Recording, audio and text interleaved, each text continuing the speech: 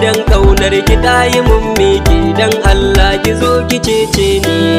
Mai zama ina son ka dan kaunar ka ta yi mun miki, dan Allah ka zo ka cece ni.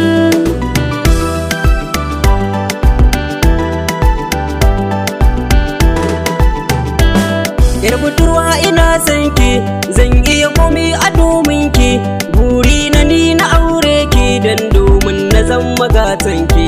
Mun zama wuta da lantarki, maƙiyan mu uba su mamaki, za su gani ni za na aure ki, na shirya zan kare haƙƙin ki.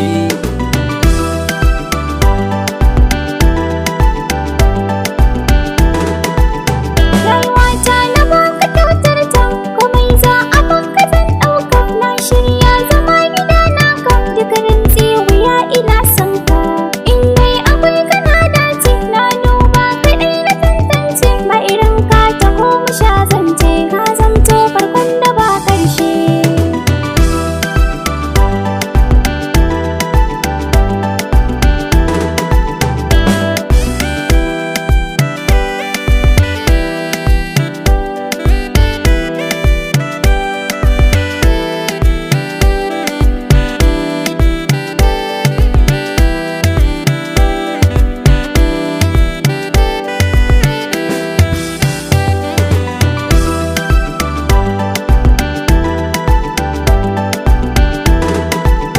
Na da mauce akan kina zauce, in na same ki ba a mun kwace. Akan san kani na kurmance, saman ka gare ni sa'a ce, rayuwata da kai fari ba ce.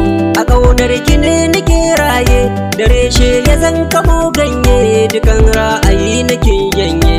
Ban yarda da kowa in ba kai ba, zuciya ta kai kaɗai za ta karɓan, ba kai ba za na kaiwa ba.